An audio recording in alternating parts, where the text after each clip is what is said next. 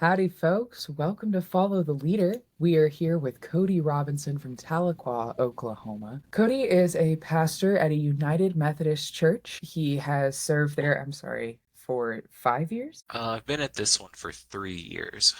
Three. And I met Cody in Phillips Theological Seminary in Tulsa, Oklahoma.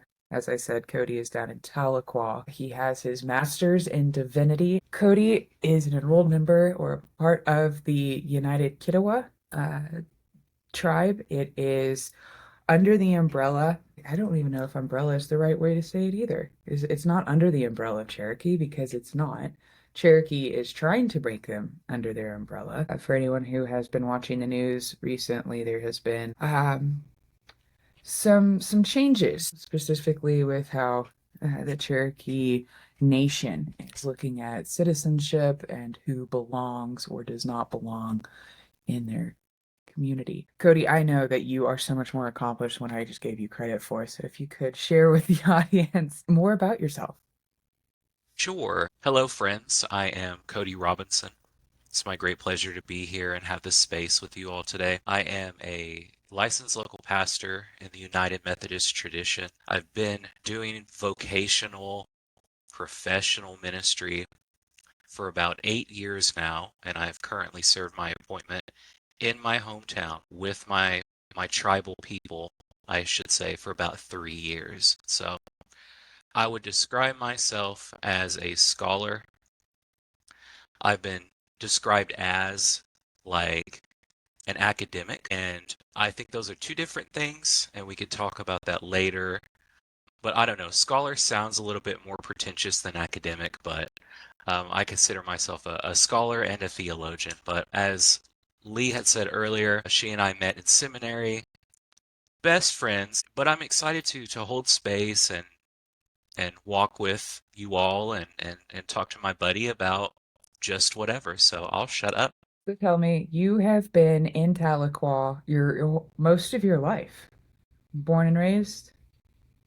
Okay. And you went to Northeastern State, NESU, which is in Tahlequah. It's a very beautiful campus. Um, By the way, Tahlequah had a lot more vegetation than I was expecting. I've gone to Tulsa and Norman and Oklahoma City plenty, but have not been out that way. And visiting you last year, it's really, really sweet town. Lots of trees. It has that river nearby. Beautiful, beautiful area. Tell me about Tahlequah and its history.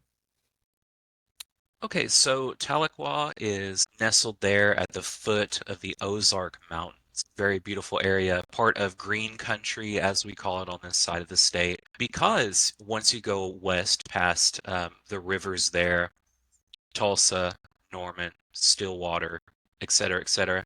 There's not a whole lot of trees and it's a lot of plains, but here on our side of the state, there's mountains, there's hills, there's forest, there's the opposite of mountains, valleys, and rivers and creeks and lakes and all of that. But Tahlequah is the original, I guess the landing place for some of our Cherokee folks. Got there and found out that they had some cousins, some relatives already staying there for whenever they had come over, excuse me, they had come over to Arkansas at one of the military forts, Fort Sill or Fort, one of them. I'm not good at geography, I'm afraid. But these two groups of people had met, Cherokee people had met there in Tahlequah. And the name Tahlequah itself means two is enough or enough for two in the Cherokee language. And so it's the capital city of the Cherokee Indians of Cherokee Nation of Oklahoma and the United Kituwa Band of Cherokee Indians of Oklahoma.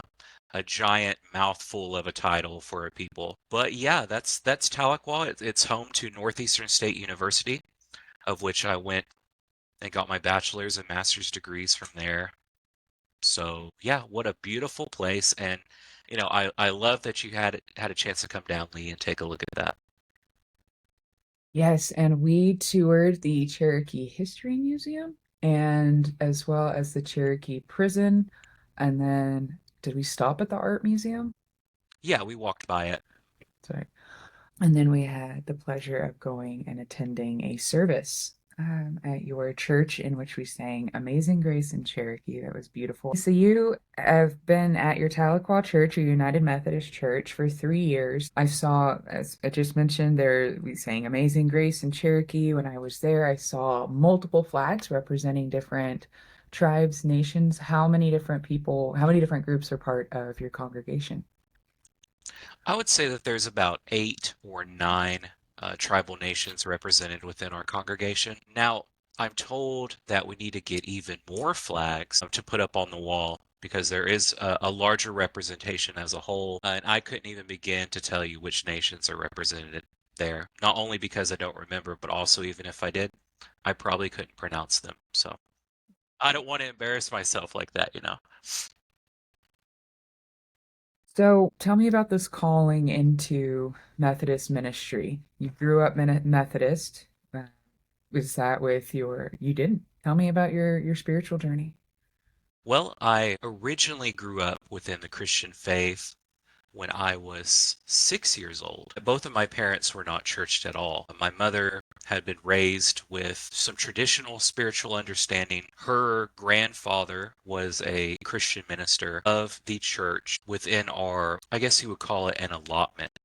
So the land, federal land given to my family as a whole to live on. On the edge of that border, toward the next town, there was a chapel there that my family and extended family had gone to church and received Christianity there, so they say. And my grandfather preached there, and my whole family went there. But my mom was not like super keen into it for a variety of reasons, most of which that kind of sentiment is shared with indigenous folks, because like the missionaries and the colonists and the forced conversion, all that. So she really didn't want anything to do with it. Perfectly valid. Love that for her. My father, he was a member of the Church of Christ denomination, which is overall an American-made, kind of legalistic denomination focused on individual congregations, etc., etc. Um, but my family's church was an Indian Baptist church, and so it's independent. It's geared toward an understanding of Scripture, with very little else to kind of go in there and inform spiritual practice. I was there from when I was 6 years old, got baptized, and then when I was 12, 11 or 12, it just kind of didn't jive with me. There was something about, well, half of it I couldn't understand because it was in Cherokee, and I had been taught and conditioned to read and speak English when I went to school. And then there was this whole thing about like hell and damnation and fear and stuff that I kind of wasn't into. Kind of didn't speak to me in a way that I thought it probably should. If this is a spiritual tradition and I'm not vibing with it, maybe I'm doing something wrong. Maybe I need to get out of here. And so I did. I joined a Southern Baptist tradition church as a teenager and did a little bit of youth ministry, in so much that I was the most well-behaved kid, and I could read better than everyone else, they say. Had a good speaking voice, they said. I got to be youth leader, but it wasn't until I went to college that I learned about the Methodist Church.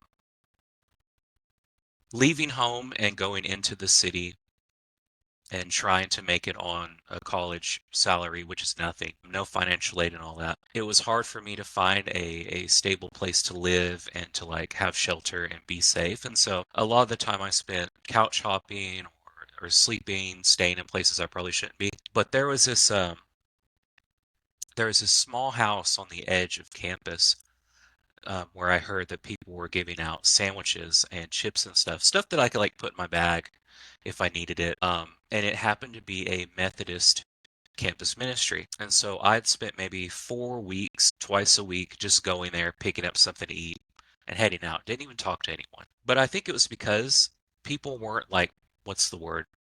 Proselytizing, evangelizing maybe, that it was just a means for someone like me to get something to live on. I started asking the questions like, "Hey, what are you guys? What's up here?"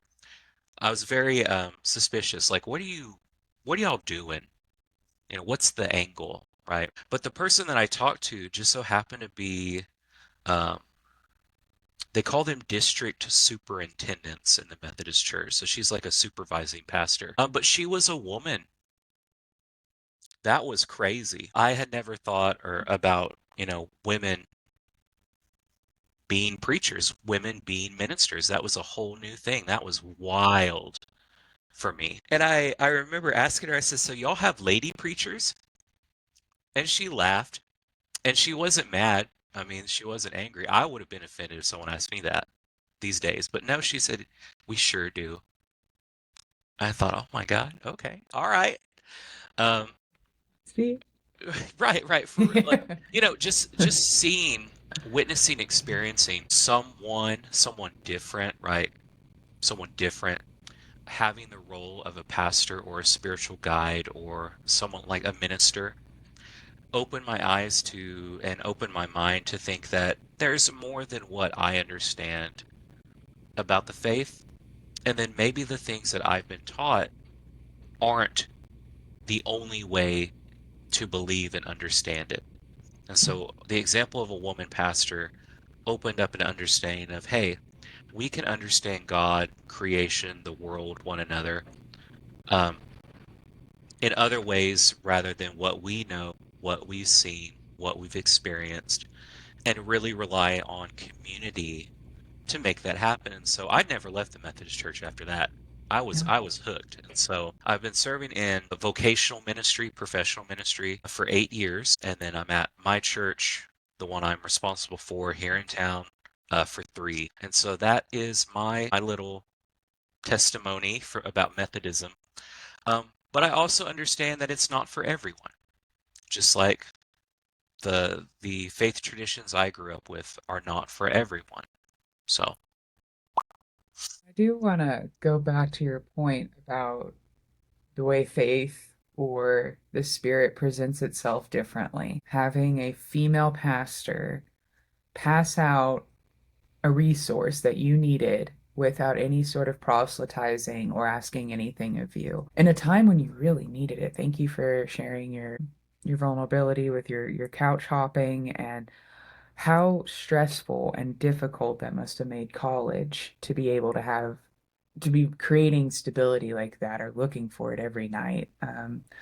So I have a lot of admiration and respect for you for completing your degree. A lot of people would just say, I'm out. Um, but absolutely, especially when you have been in, like, as you said, the Southern Baptist tradition for a little bit as their star youth kid, or um, in the Churches of Christ, which, as we mentioned, is very congregational. In my experience, I've seen them to be very patriarchal. So, what a swing for you at a time when you really, really needed it. Um, and that's really beautiful to watch the spirit work in that way. So you were introduced to them, you said, in your undergraduate. What did you get your undergraduate in? I hold a bachelor's of science in criminal justice with a minor in political science and a minor in Cherokee cultural studies. So sociology is what Yeah, my undergrad's in. absolutely. Yeah, I mean, what awesome pathways to best understanding ministry too, criminal justice. I wish we had more classes like that at seminary. Just a few. Okay. So at NESU, you got your criminal justice with minors in political science and Cherokee studies.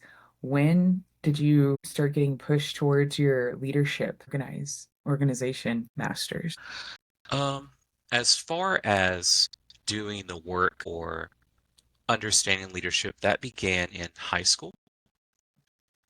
So I was in student leadership then, and I also was in ROTC in high school. So my original goal, one of them, was to maybe join the military after high school in the chaplaincy corps.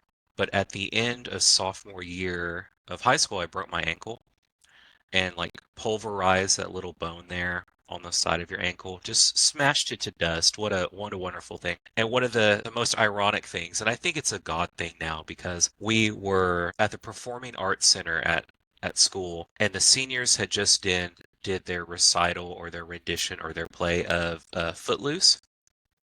like the movie Footloose where they're all dancing because doesn't want them to dance or whatever. Anyway, so we were leaving that, and that's when I tripped in a thing on the hill and just like destroyed my ankle watching Footloose, and so that's ironic, I think. But that also meant that I couldn't enlist, which sucked. But I stayed in student leadership, and I really love trying to see what other people can do when we work together. And that lasted into college, where had a few groups I was a part of. But while I was in undergrad, I really liked the concept of public policy. My capstone, one of our activities for my capstone class in criminal justice was if you were to write a policy about an aspect of criminal justice, what would it be? And then mine was about Native American juveniles and recidivism. So looking into the reasons why Native Americans commit crime, what are the risk factors, what are the circumstances about that, but especially for children. Tell me about a major paper, academic paper, or study that you focused on that you found to be very enlightening in all of your sociology studies. So if I remember a most profound paper, so my capstone for my bachelor's degree had to do with recidivism rates, which is the likelihood that someone would recommit a crime and reoffend. And I wanted to kind of sharpen that down or reduce that down to Native Americans. And then I also thought about, well, if I could reduce that down even further, what about juveniles? And so growing up, I noticed that a lot of the kids that would get in trouble at school were ones that looked like me. Um, I noticed that in the newspaper, there were more Native Americans who were getting thrown in jail for this, that, or the other. And I really wanted to know why that was. Is it just because there are more of us in the town? There are more of us in the county? There wasn't. But doing that research, I found that a loss of identity and a desire to have a community, a desire to have a peer group that approves of what you're doing is one of the high causes of crime amongst children, or at least deviant behavior, getting in trouble. It's because they really want to seek approval of their peers, but when your peers are of a different culture or different socioeconomic status or sometimes a different language, a way of life, what are the ways that you can find connection? And unfortunately, acting foolish is one of the easiest ways for people to come together. And so gang affiliations, the acts that have to do with solidifying that type of behavior with another, going out and robbing a bank or going out and what do they call it? Sticking someone up, mugging someone, I guess. I don't know the term. Um, but going out and trying to steal from other people and stuff, being challenged to do that to fit in with your social group. Um, and those are crimes that you can easily be identified by. So it makes sense that you get caught and you suffer the consequences of that. But to see that there wasn't a lot of literature, there wasn't a lot of academic writing over Native Americans is what really blew my mind, which kind of started me on this journey of trying to publish or find or figure out why folks like me are not represented in the academy or even what academics or scholars write about. Thank you so much for bringing that up. And thank you for fleshing out that topic and providing more research. I hope that I will be honest, some of my followers ask for documentation, so I might request a PDF or some way to, in fact, I'll at the end I'll push people to your social media if you'd like any of your blogs or give you a time to pitch. But specifically Native American writing, and you and I talked about this last year when I did a paper on the Indian boarding schools, was how challenging it was to find Native American, either Native American written or just material on it or extensive research. I remember I wrote, something like 25 pages, and there was a children's book written by a Native American about the Indian boarding schools with child appropriate language. And I had sourced it, and my professor was like, "That's not an academic book. You can't do it." And I was like, "But it's like actually pretty solid compared to a lot of the material that's out there." That wasn't my main source, of course, but it was just speaks to the challenges of finding Native American writing. But absolutely, when you talk about community as being the thing that all of us are looking for, and it doesn't matter if that community is doing what is legal or not, or as you said, it's a form of belonging, these activities, these these sort of, especially when it's heathen behavior, protest, essentially these micro protests at the man. How do Native American juveniles, do they go to the same juvenile detention of other state juveniles, or do they have their own systems? What does it look like with tribal punishment, tribal discipline? So it wasn't up until recently that there were separate programs for Native American juveniles. Back when I was doing my work, they were just having the Cherokee Nation had a treatment center for juveniles there, pre-reservation, pre-legally recognized reservation, pre-McGirt versus Oklahoma, where it was an option for children.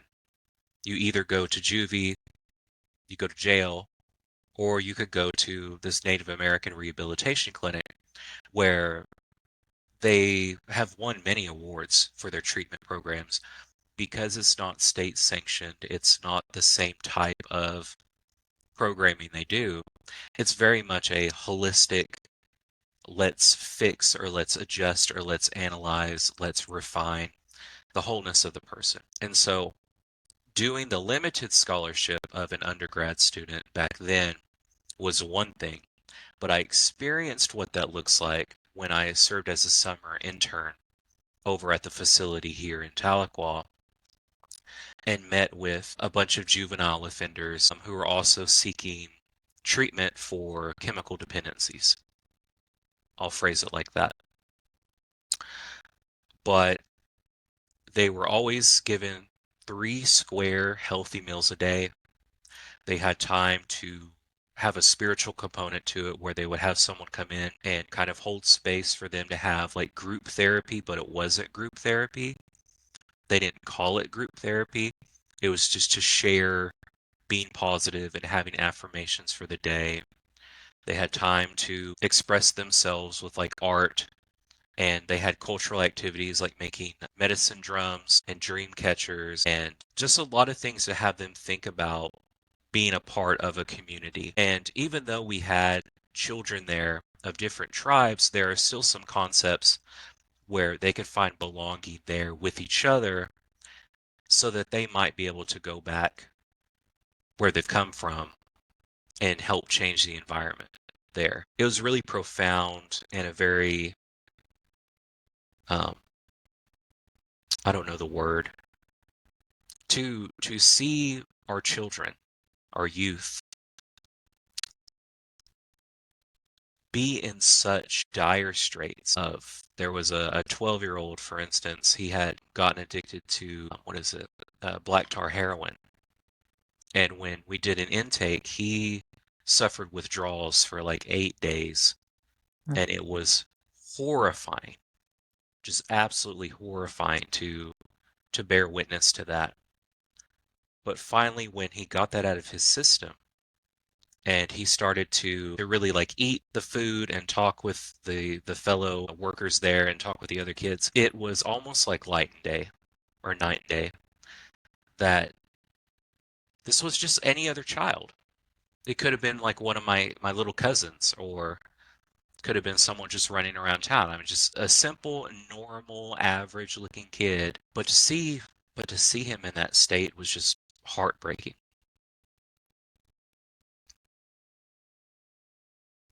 Yes, thank you. I recently read a book that I've shared with you by the author Tommy Orange, and it follows 5 different characters, and he's kind of built a world over 2 books. I know for sure. I don't know if the third book is part of this world of characters, but that is one of the character storylines is that he struggles with pills and goes to rehab. Oh, excuse me, audience. Tommy Orange is a Native American author who writes Native American stories. They weave history and contemporary culture and concepts like generational trauma or epigenetics into his stories. So this particular one of the storylines was one of the characters gets addicted to pills and goes to rehab, and then it is at rehab that he meets another fellow Native American person, and that's just the right time. Like it just clicks with him. He's just open to hearing it because that's a large chunk. He doesn't want anything to do with indigenous culture and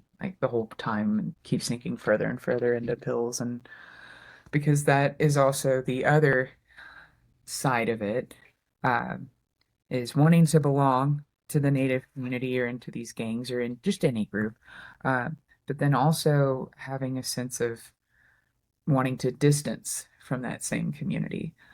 Could you speak to that at all, or if you've seen that in uh, your own world or Despite having all of the signifiers within my own tribe of being like truly a member of that community or a member of our people, I was not raised with my cousins. I was not raised with my neighbors. I was not raised in community. It was like my mom, and that was it. Like the only connection I had to my people, other than going to school and having a handful of people who lived down the street, and they would be my cousin, really no connection there. And it wasn't really for me until, and I write about this in some of my writing, it wasn't until I was in college that I was comfortable um, identifying, I guess is the word, as Native American, because I think there's a phenomenon called white passing, I believe is what it's called. And I could have and have done that for a while. Signifiers of being native now. I grow my hair out. I usually am shaved, clean shaven, but I'm not today. It's just you, right? No. But having a desire just to fit in so that your life is easier, I think is something that a lot of folks can, I hope, resonate with and identify with, but also can understand why it would be easier for people just to fall in line and not make a fuss. So in my experience, and you can probably, cut whatever you want to out of it, but in my experience, the desire to be a part of a community also means the risk and sacrifice of doing what you need to do and can do to fit in.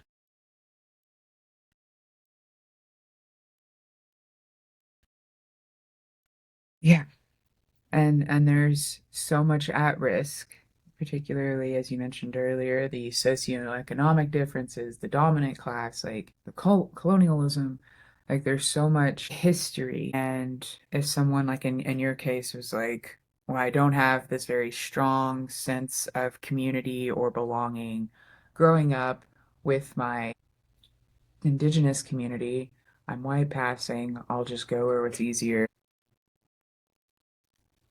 seems like it works in that like you can get by, but then you have all these questions, these deeper questions that can't be answered by trying to fit in with into I don't know how you would say it, but into white supremacy. But like it's uh and even like you said, there's other forms of healing.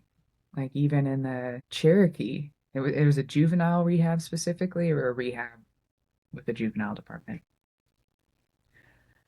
So, how special for you to get to college, have the experience with the Methodist female pastor, get food without any obligation or pressure.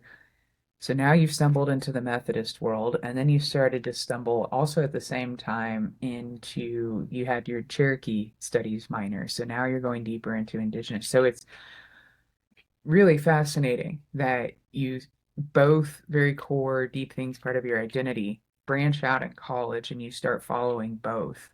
Um, can you share a little bit about the Methodist history with Indigenous? From what I understand, which is not a whole lot, that it was not taught to me specifically in seminary or from the church.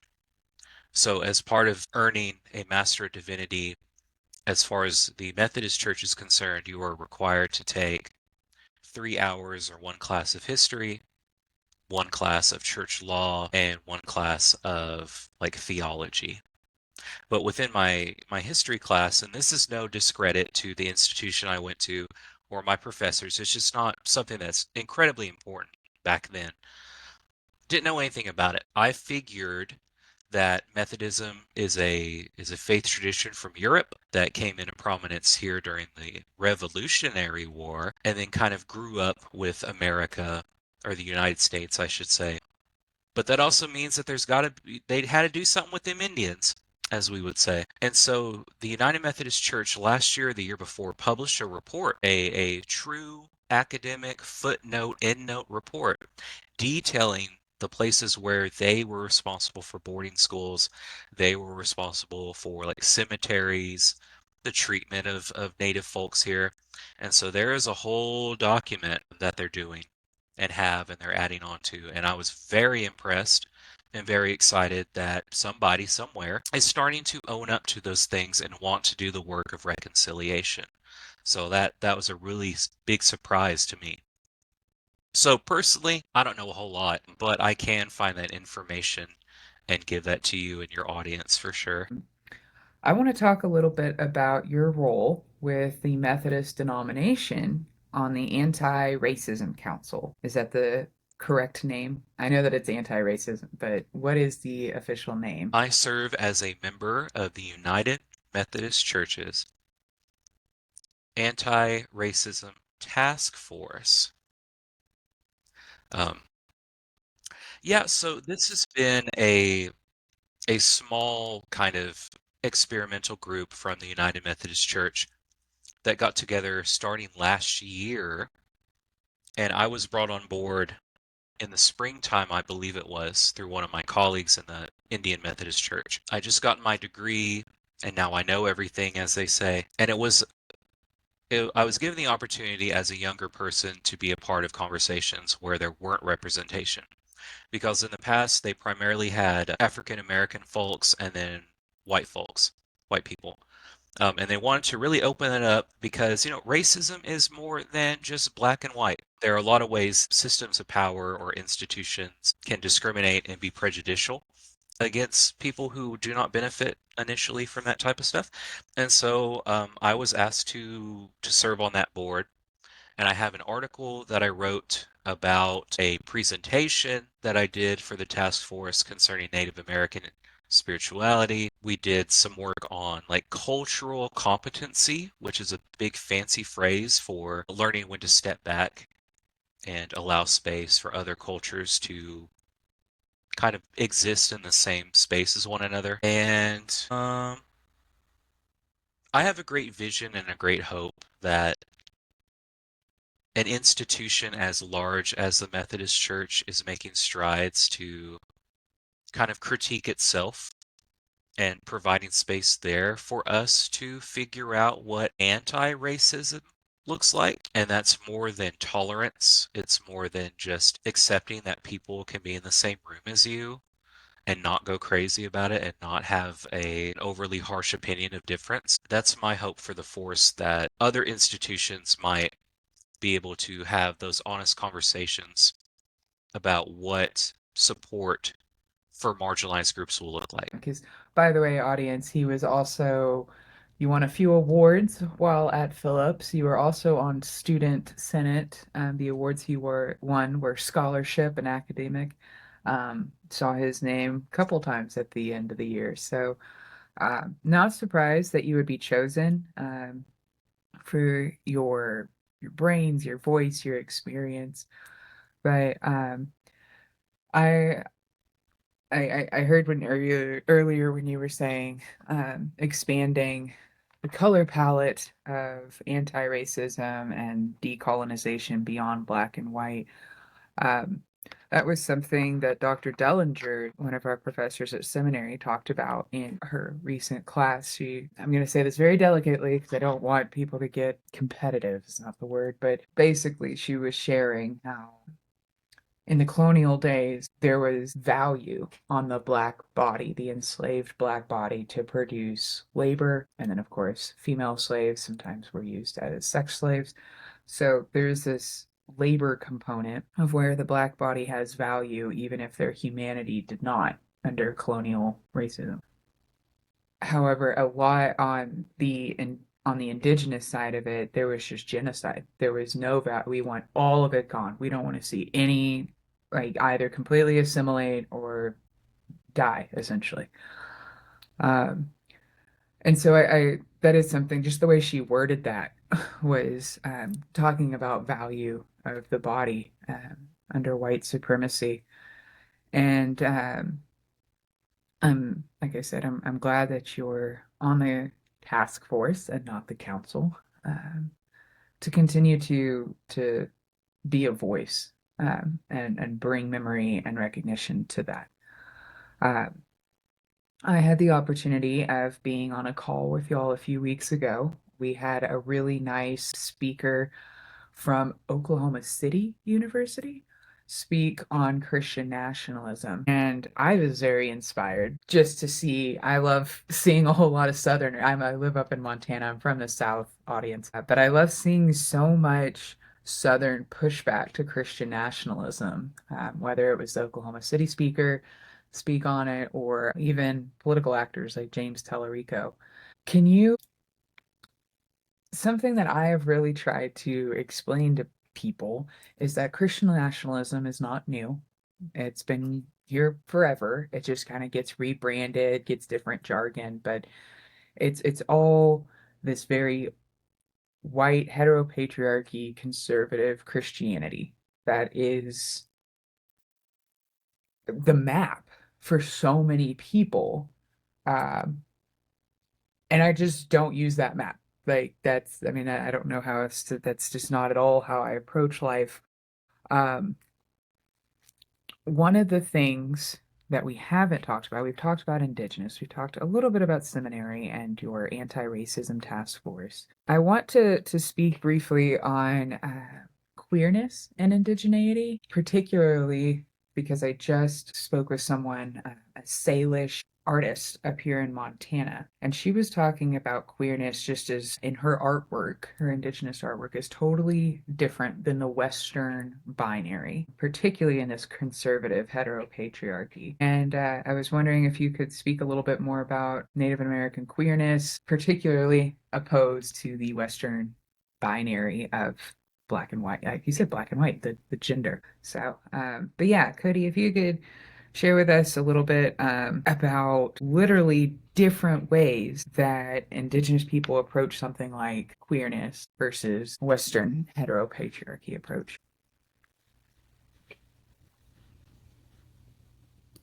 So one of the things that I would like to share is that indigeneity or a Native American and an indigenous approach to anything social is that by its nature exists outside of the norm, the standard. And in our country, it's Eurocentric, comma, white, comma, conservative, comma, et cetera, et cetera, et cetera.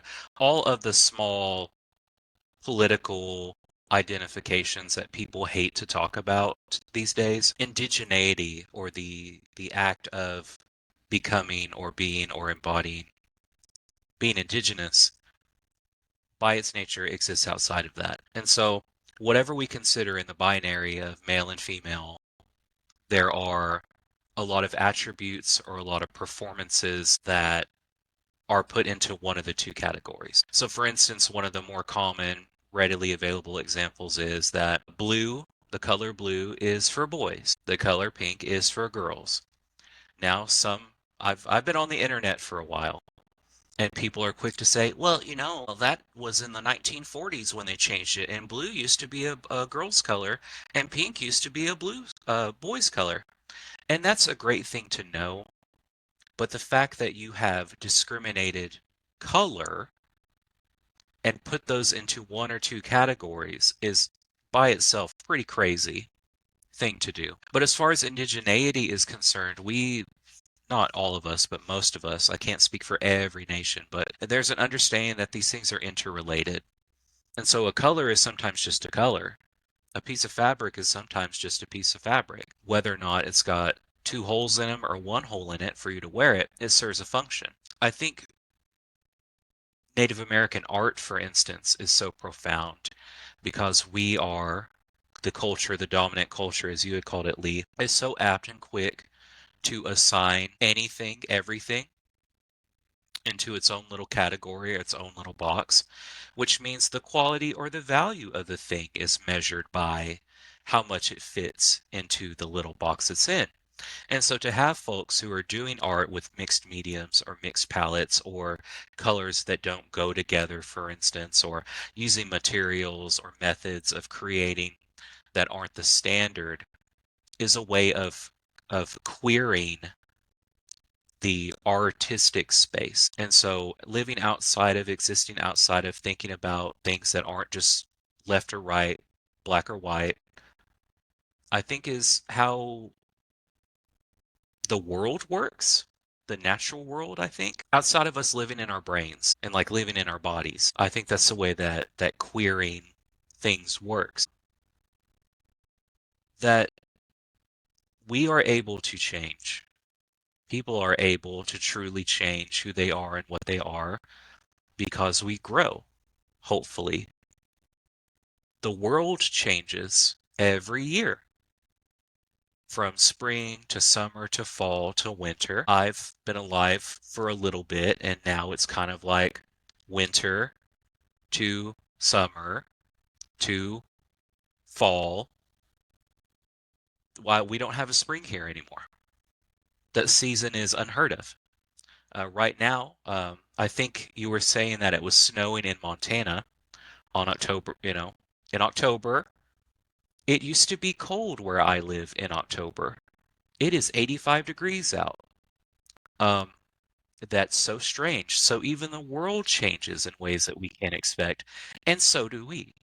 To have an idea or understanding that things remain static and things must remain in its place forever and ever, and that can't change. I think that that's doing a little bit too much, and it itself denies the reality of the world we live in. Oh, super tie it back to sin and damnation and the things that you had problems with in your childhood theology. Um, and then you were saying that's just not how the world works. There's this total, like this Western approach of like, we need to banish it. We need to like create this like cookie cutter world and demonize for one, or at the very least be intolerant of anything that doesn't fit this cookie cutter. And then kind of like just what you were saying, and then indigeneity was like, okay, well, that's not this is how the world works because they're here. We're not going to demonize them because they don't met rules that we put on the earth. I really appreciate that perspective and their sense of humility too, like acceptance, rolling with whatever the I don't know, abnormality is not the word, um but just being far more accepting and tolerant of a queerness, but also um of the fluidity of life. And I really appreciate that. I think a lot about how Western patriarchy obviously hurts everyone below it, but how Western men, they just seem to be struggling in so many ways. What's next for you? Well, I believe that, for everything there is a season. At least that's what they say. And I want this next season of my life to be in a place where I can be of service. A lot of the things that I like to do in my public ministry or public theology or public writing or whatever is to say, how can I help? How can I be of service? How can I take all this stuff that I've learned and share it with people, because that's what I want to do. That's the main reason why I went to school and stayed in school and can be in school and be a little professional learner, is so that I can have a chance to share what I know so that we all can learn. I originally went to university because I didn't think I could ever get out of the reservation. So, what's the best way of learning about the world if you can't be a part of it? But now I've had opportunities to go and speak, to travel a little bit, even though it's terrifying. I hate to leave my family behind for days at a time. But if you know anybody or have anybody who'd be willing to, have a conversation, to share what we know, I'd love to be a part of that. So that's my next season of just seeing what opportunities show up. Cody, thank you so much for joining me today. I appreciate you. I hope that you'll come back in the future. We'll have some topics already carved out and do some deep dives fleshed out. But everyone, I am so excited to introduce you to Cody. Like I said, hopefully he'll be a recurring guest on Follow the Leader podcast. Cody, could you share with us how we can find you or read more about you or follow you? Oh, yes. If you would be willing to check out the things that I have available, my website is Manic Scribe, MANICSCRIBE.net. I would love for you to take a look at some of the posts that I'm doing. I go over political philosophy, psychology, post-colonial studies, some nerd stuff, some video game stuff in there, just opportunities for me to share who I am, what I'm about, and again, learning more about the world around me. So I encourage you to check out my website there and follow me on social media at My Lord Robinson on Twitter, X, Threads, etc., etc. So thank you. Thank you again for your time. And folks, we'll see you next time on Follow the Leader. See ya.